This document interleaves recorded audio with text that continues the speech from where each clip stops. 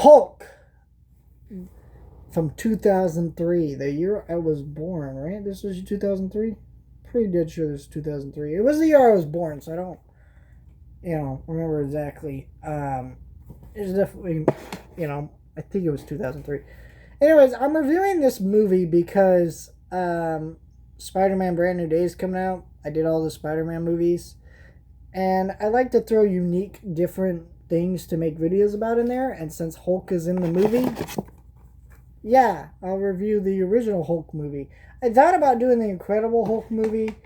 I don't have time to do both, so I just went with the first Hulk movie. And if we ever get another movie where Hulk is in the movie, I'll do a video on the Incredible Hulk movie. But I want to do this one first. Also, I thought about doing the Punisher movies, but one of the Punisher movies, which I believe is a sequel, Warzone, I don't know, I've never seen them, is not, that one's easy to find, but the other two, like the Thomas Jane one, and I think there's a Dolph Lundgren one, I can't remember, but those are not easy to find.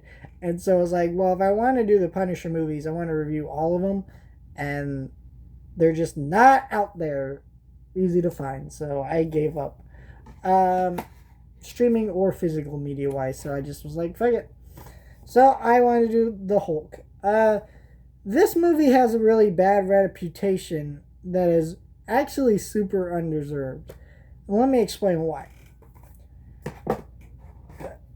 I understand every choice that they made in this movie. Does it work? Not really. But this movie is remembered as being a failure. This movie was not a failure. It actually did pretty well at the box office. Didn't do great, but it did pretty decently.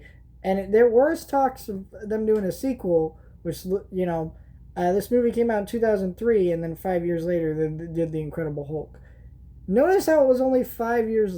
That was 5 years later. So that means they were still technically developing a Hulk movie, and that was a sequel. And that became the Incredible Hulk movie, which is still technically a sequel to this movie in a weird way, because the intro of that movie is like a sequel. So, I feel like some of these early comic book movies are talked about as if they're failures, and some of them are not actually failures in the way you think. Did people really love this movie? Not exactly. It's not really well remembered.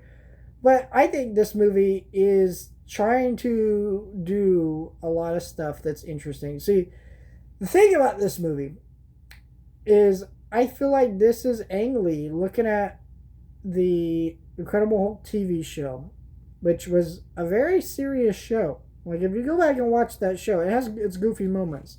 But that show was kind of a drama series with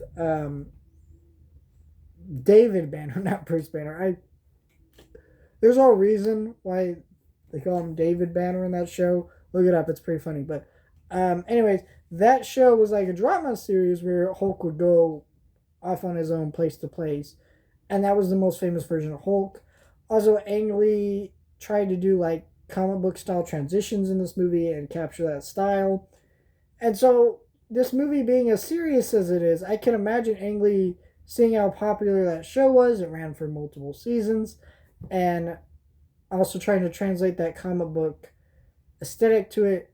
I understand why this movie is the way it is. I think what hurts this movie is Hulk is a hard character to adapt to movies, because it's like many people have said, it's a character that spends most of the movie trying not to be the character you want to see. Personally, I think if you know what you're doing, you can do it. There's lots of great solo Hulk comics out there, right? He does really work a lot better as a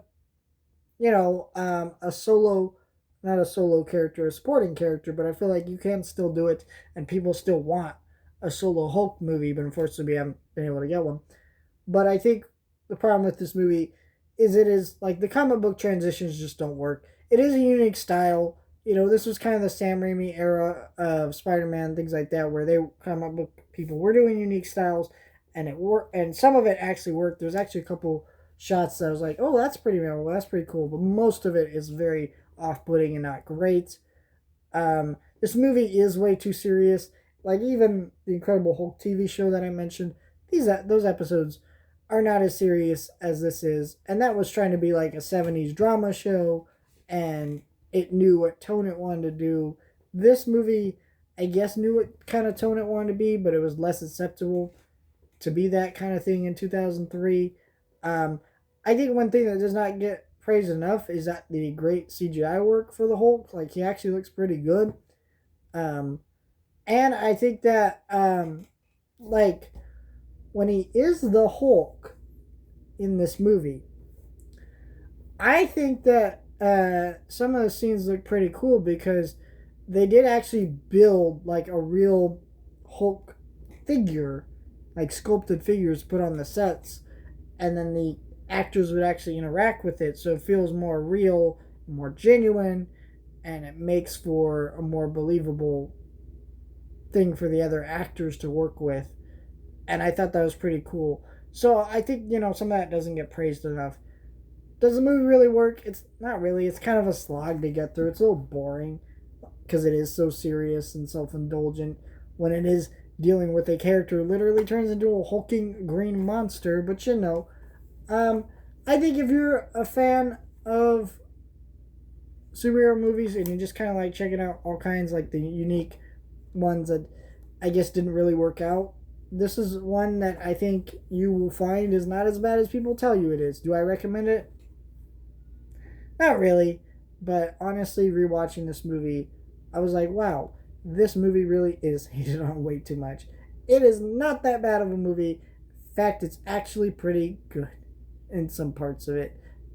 I thought, performances are actually good in some of these scenes, and some of the tragedy aspects of the movie actually work pretty well, but for the most part, no, it's a flawed movie.